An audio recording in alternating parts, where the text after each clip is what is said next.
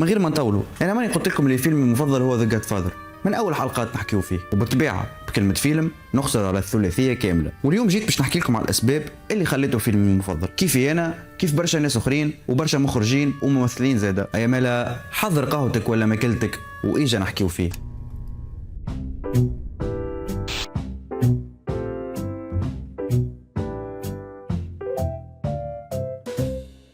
مرحبا بك صديق وصديقتي اللي تتفرج، انا دالي وهذه حلقه جديده من سلسله نحكيو فيه على قناه ثله. وقبل ما نبداو ما تنساش تعمل سبسكرايب للشين وتفعل الجرس باش يوصلك الجديد ديما. كيف نحكيو على اعظم الاعمال في تاريخ السينما، فما افلام تنجح على خاطرها ممتعه، وافلام اخرى تنجح خاطرها مؤثره، وافلام قليله برشا تنجح على خاطرها تبدل النظرة اللي نشوفوا بها السينما بيدها. وثلاثية ذا جاد فاذر اللي أخرجها فرانسيس فورد كوبولا وشارك في كتابة أفلامها مع ماريو بوزو تنتمي للصنف الأخير. صعيب برشا باش نحطوا الثلاثية في خانة أفلام المافيا أكاهو، خاطر الاختزال هذايا يظلمها برشا. المافيا في ذا جاد فاذر هي الإطار اللي تتحرك في وسطه الحكاية، أما الموضوع الحقيقي أوسع برشا: العائلة، السلطة، الهجرة، الحلم الأمريكي، الولاء، الخيانة، الرجولة، الفساد، مرور الزمن، وثمن النجاح. وهذا بالضبط اللي خلى العمل يعيش أكثر من 50 سنة ومازال حاضر بقوة في النقاشات حول أعظم الأفلام في التاريخ. الفيلم الأول خرج عام 1972، والثاني عام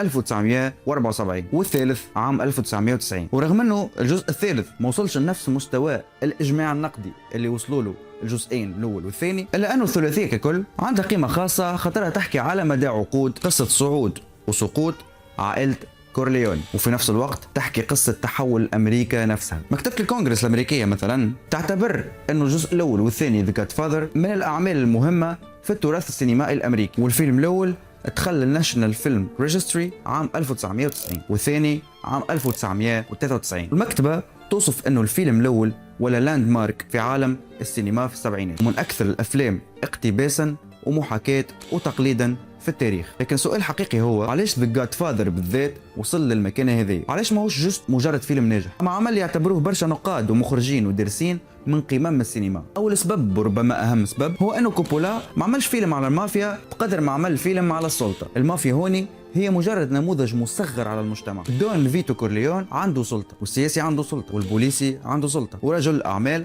عنده سلطه، وحتى العائله عندها نظام خاص بالسلطه والولاء. ومن هنا الفيلم يطرح سؤال اساسي: شنو الفرق ما بين السلطه الرسميه والسلطه غير الرسميه؟ وهل القانون وحده هو اللي يحدد شكون عنده القوه؟ في عالم ذا جاد فاذر الناس ما تمشيش ديما للدوله باش تحل مشاكلها، تمشي لفيتو كورليون. واحد عنده مشكله مع شخص اخر، واحد مظلوم، واحد يحب ينتقم، واحد يحب خدمه او حمايه، الكلهم يعرفوا اللي دون فيتو ينجم يتصرف. ولهنا الفيلم عمل حاجه ذكيه برشا. ما قدمناش فيتو في البدايه على اساس انه وحش دموي، بل كرجل عنده حضور، هدوء، كاريزما وقواعد. حتى طريقته في الكلام مختلفه على بقيه الشخصيات، ما يستحقش يصيح باش يخوف الناس. السلطه نتاعو تظهر في الهدوء اكثر من العنف، وهذا يقودنا لواحد من اعظم عناصر الفيلم: الفرق ما بين صوره القوه وممارسه القوه. فيتو ما يضربش الناس بيده في اغلب الاحيان، بل يبعث ناس اخرين يقوموا بالمهمه. مايكل في المقابل يبدا كشخص بعيد تماما على عالم العائله، من بعد يتحول تدريجيا الى شخص أكثر برودة وخطورة من بو. التحول هذايا هو قلب الثلاثية. الدراسات قرأت الفيلم من زاوية الذكورة والسلطة، تحديدا الفرق ما بين فيتو وسوني ومايكل. فيتو يمثل القوة الهادئة والمحسوبة، وسوني يمثل القوة الانفعالية والعنيفة، ومايكل يجمع بين الذكاء والحساب والقدرة على استعمال العنف من غير انفعال. دراسة منشورة ضمن مشروع The 70s التابعة ليو سي بيركلي تحلل كيفاه الفيلم يبني مفهوم الرجولة من خلال العلاقة بين شخصيات الثلاثة، وكيفاه برودة مايكل وقدرته على التحكم في نفسه تولي هي جزء من طريقته في السيطرة. لهنا نوصل للنقطة الثانية: مايكل كورليوني كواحد من أعقد الشخصيات في تاريخ السينما. في بداية الفيلم مايكل يقول بوضوح إنه عائلته مختلفة عليه. That's my family, Kate. It's not me. وانه يحب يعيش حياته بعيد على عالم الجريمه، وهو في الحقيقه الشخص الوحيد تقريبا اللي عنده فرصه حقيقيه باش يخرج من الدائره. عكس سوني، مايكل ما تربيش على الرغبه في السلطه، وعكس فريدو عنده ذكاء وقدره على اتخاذ القرارات. هيك علاش مأساة مايكل مش في انه كان شرير من البدايه، المأساة انه كان ينجم يكون شخص اخر. ولهنا قوه الكتابه. كوبولا وبوزو ما يقولولناش هذا انسان طيب ولا شرير، بل يعطيونا سلسله قرارات صغيرة، كل قرار يبدو في لحظته منطقي أو ضروري. مايكل يقتل سولوتزو ماكلاسكي على خاطر يحب يحمي بوه ويرجع للعائلة، خاطر يحب ينتقم. يقتل كارلو خاطر خان كوني وتسبب في موت سوني، ويبعد كاي خاطر يعتبر انها ما تنجمش تفهم عالم، وبعد سنوات يتحول هو للشخص اللي كان يهرب منه. بمعنى اخر مايكل ما يضيعش في لحظه واحده، يخسر روحه بالتدريج، وهذا اللي يعطي الثلاثيه بعدها التراجيدي. الباحث بول كانتر في دراسه اكاديميه منشوره ضمن اوكسفورد اكاديميك يعتبر فيلم ذا جاد فاذر نوع من التراجيديا الامريكيه، ويحلل فيتو ومايكل كابطال تراجيديين. حسب كانتر فيتو نجح في تحقيق جانب من الحلم الامريكي، اما مايكل يوصل لمرحله يحقق فيها كل الانتصارات تقريبا، اما في نفس الوقت يخسر عائلته وحياته الإنسانية. وهنا تظهر واحدة من أكبر أفكار الثلاثية. شنية قيمة النجاح هذايا إذا كانوا باش يدمرك؟ وهذا يربط ذا جاد فاذر مباشرة بالحلم الأمريكي. في الظاهر القصة تبدو قصة مهاجرين إيطاليين جاوا لأمريكا باش يلقاو حياة ما خير. فيتو يهرب من العنف في صقلية، يوصل لنيويورك وبالتدريج يبني عائلة، يعمل شبكة علاقات ويولي رجل عنده نفوذ وثروة. لكن كوبولا يقلب الحلم الأمريكي على روحه، فعوض ما تكون أمريكا المكان اللي يحرر العائلة تولي المكان اللي يكبر فيه الطموح لدرجة يتحول فيها الهوس. بول كانتر يربط بشكل مباشر ما بين الثلاثية وتجربة الهجرة. العائلة تنتقل من عالم سيتشيليانو تقليدي قائم على الولاءات الشخصية إلى أمريكا القائمة أكثر على المؤسسات والشركات والعلاقات الاقتصادية. لكن المفارقة هي أنه حتى لكورليوني كي يدخلوا العالم الأمريكي الحديث ما ينجموش يتخلصوا من منطق القوة القديم، وهنا بالذات قوة الجزء الثاني. إذا الفيلم الأول هو قصة تحول مايكل، الجزء الثاني هو قصة الثمن اللي خلصوا مايكل مقابل التحول هذا. العبقرية الكبرى في الجزء الثاني هي البناء المزدوج. الفيلم يمشي في زوز خطوط زمنية مختلفة. نشوفوا فيتو وهو طفل في صقلية وبعدها في نيويورك كيفاش بناه الإمبراطورية متاعه، وفي نفس الوقت شوفوا مايكل في الحاضر وهو يحاول يحافظ على الامبراطوريه اللي بناها ابوه. الزوز قاعدين يبنيوا في سلطه، لكن النتيجه مختلفه تماما. فيتو يبدا من الفقر والخوف ويستعمل القوه باش يحمي عائلته، اما مايكل يبدا تقريبا من القمه ويستعمل القوه باش يحافظ على الامبراطوريه اللي بناها ابوه. الاول يبحث على الامان والثاني يبحث على السيطره. الاول يبني عائله والثاني يكتشف تدريجيا انه دمرها، والفرق هذا هو اللي يخلي الجزء الثاني اكثر من مجرد سيكول، هو في نفس الوقت بريكول وسيكول، ويعمل في مقارنه ما بين زوز اجيال. BFI تلاحظ انه قوة الجزء الثاني الاساسيه هي انه يوسع القصه في زوز اتجاهات، يرجع للماضي مع فيتو ويمشي للمستقبل مع مايكل. في نفس الوقت يحكي تحول العائله وتحول امريكا نفسها من الجريمه كوسيله للبقاء الى الجريمه كمنظومه سلطه شبه مؤسساتيه. والاكثر اثاره هو انه الفيلم ما يقولكش فيتو طيب ومايكل شرير، المسألة عقد برشا. فيتو زاده مجرم يستعمل العنف والترهيب والابتزاز، لكنه عنده حدود أخلاقية معينة مرتبطة بالعائلة والوفاء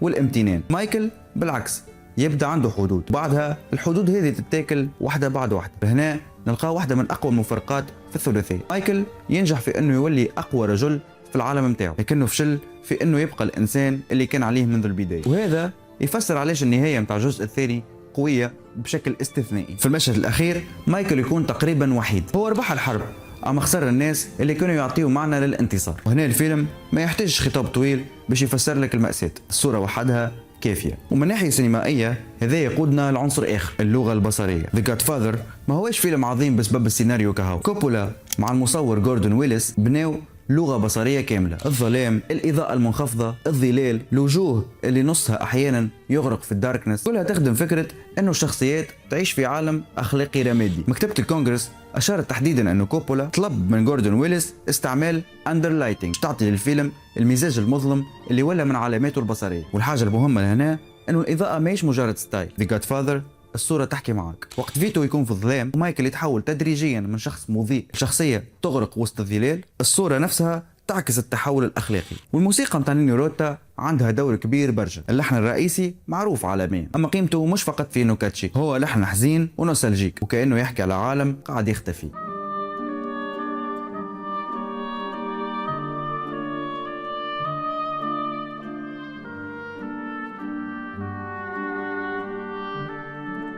وهذايا كان مناسب جدا للثلاثية، خاطر القصة في جوهرها قصة فقدان الوطن، فقدان البراءة، فقدان العائلة وفقدان الذات. بطبيعة ما ننساوش التمثيل. مارلون براندو في دور فيتو كورليوني خلق شخصية ولد تقريبا مرجع ثقافي. الطريقة اللي يتكلم بها، الصوت، الحركة البطيئة، الغزرات وحتى التفاصيل الجسدية، كل شيء يخدم بناء شخصية عندها سلطة من غير استعراض. أما الباتشينو فربما أهم إنجاز تمثيلي في الثلاثية هو أنه ما يحاولش يبين التحول بتاع مايكل بطريقة مباشرة. التحول يصير في عينيه، في نبرة صوته، في طريقة جلوسه وفي تعاملاته. في بداية مايكل شاب عنده حياة خاصة وعنده علاقة بكاي ويحاول يثبت أنه مختلف على العائلة. في النهاية تلقاه رجل قليل الكلام، قليل التعبير، محاط بالناس لكنه معزول داخليا. والفرق ما بين جوج شخصيات ما يتفسرش، نشوفوه. وهذا يفسر علاش ذا جاد فاذر ما قدامش. برشا افلام مرتبطه بزمانها تتفرج فيها بعد 20 او 30 سنه تحس انها تنتمي لعالم اخر. ذا جاد فاذر برغم انها تحكي على امريكا الاربعينات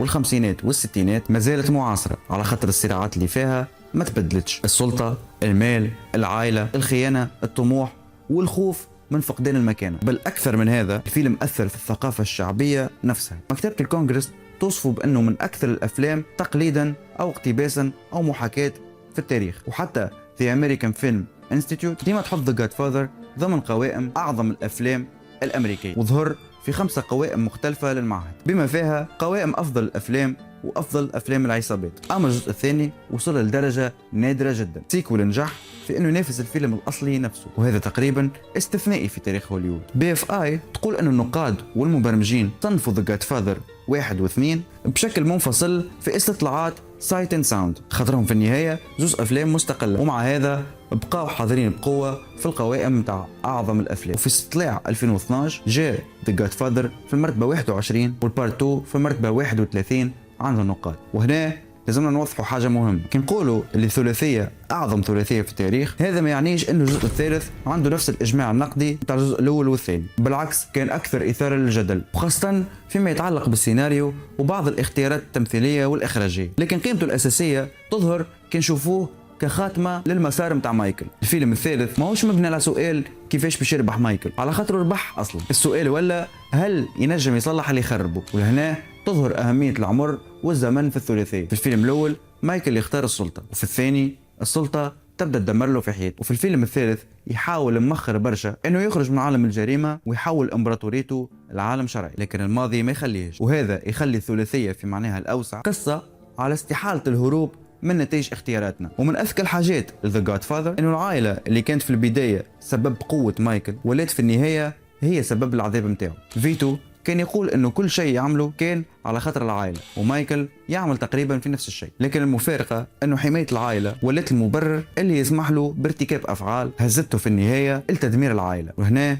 الثلاثيه توصل لاقصى سؤال فيها، هل مايكل كان فعلا يحمي في عائلته والا كان يستعمل في العائله كمبرر رغبته الشخصيه في السلطه؟ والاجابه ما تتقالش بشكل مباشر، وهذه من اسباب عظمه العمل. كوبولا ما يفرضش عليك قراءه واحده، تنجم تشوف مايكل كضحيه للظروف، وتنجم تشوفه كمجرم اختار الطريق بإرادته، وتنجم تشوفوا الزوز في نفس الوقت. تنجم تتعاطف مع فيتو في نفس الوقت ترفض افعاله، وتنجم تفهم علاش العائله مهمه للشخصيات في نفس الوقت تشوف انه مفهوم العائله نفسه يتحول لاداه للسلطه. وهذا بالضبط هو الفرق ما بين الفيلم الكبير والفيلم العظيم. الفيلم الكبير يعطيك اجابات قويه، اما الفيلم العظيم يعطيك اسئله ما تخرجش من مخك بسهوله. لسبب هذا قيمه ذا جاد فاذر ما تتقاس بعدد الجوائز ولا بشهره جمله ولا بعدد الافلام اللي قلدته. قيمته الحقيقيه هي انه جماعه بين سينما شعبيه تنجم تتفرج فيها وتستمتع بالحكايه، وسينما عميقه تنجم تكتب عليها دراسات اكاديميه لمده عقود. هو فيلم مافيا لكن في نفس الوقت فيلم عائله على السياسه والاقتصاد. هو فيلم على المهاجرين لكنه في نفس الوقت فيلم على امريكا، وفيلم على الرجال والسلطه، اما في جوهره فيلم على الوحده. هو فيلم على النجاح، لكن اكثر ما يهمه هو الثمن اللي تدفعه باش تنجح. وهنا يمكن نفهم علاش العمل بقى حاضر في تصنيفات الاعظم رغم مرور اكثر من نصف قرن. وحتى في استطلاعات سايت اند ساوند اللي تجمع اراء مئات النقاد والمخرجين والاكاديميين والمهنيين السينمائيين، بقى ذا جاد فاذر 1 و2 حاضرين ضمن النقاش العالمي حول اعظم الافلام. في 1992 مثلا كانت الافلام هذه من الافلام القليله من سينما ما بعد الستينات اللي ظهرت في قائمه المخرجين. في النهايه يمكن أعظم إنجاز لجاد فاذر هو أنه خلى قصة عائلة إجرامية تبدو كأنها قصة أكبر من المافيا نفسها. Because a man who doesn't spend time with his family can never be a real man. But don't ever take sides with anyone against the family again.